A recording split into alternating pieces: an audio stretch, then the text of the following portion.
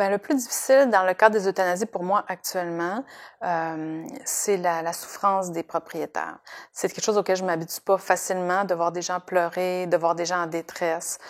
C'est quelque chose que je trouve encore très difficile.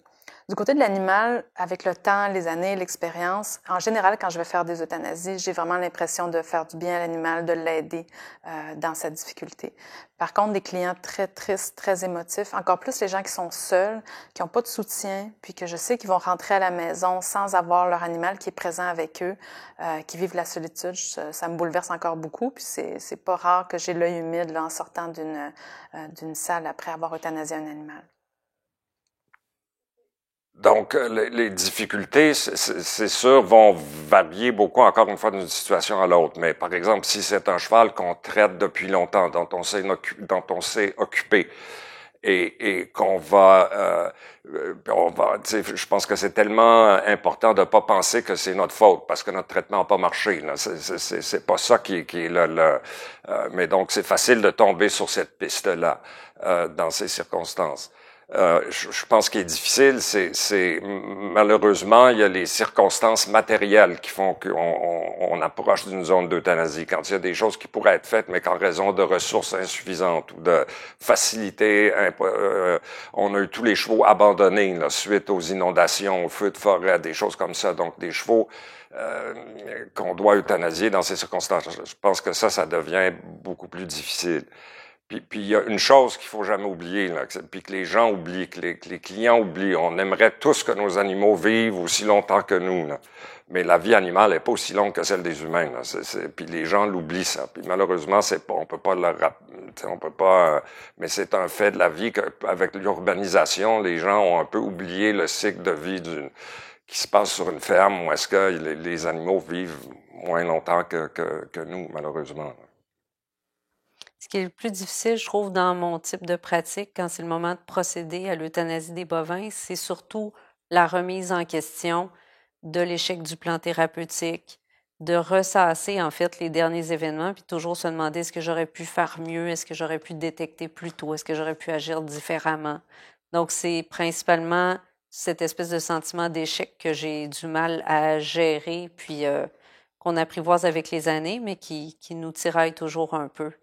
Sinon, un autre contexte qui est plus exceptionnel, puis heureusement, ce sera tout le contexte associé à un accident. Donc, ça pourrait être un incendie ou un accident, un trailer qui transporte des animaux pour l'abattoir qui est impliqué dans un accident, puis qu'on doit euthanasier un groupe d'animaux qui est en détresse.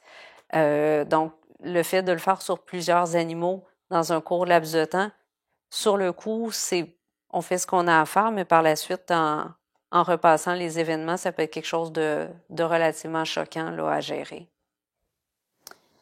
Dans tout ce qu'on a à faire, les pires décisions, le plus difficile qui du moment d'avoir une euthanasie à faire, c'est qu'on a une euthanasie de masse. C'est que là, on fait face à une situation sanitaire ou encore suite à un incendie où là, on doit euthanasier beaucoup d'animaux.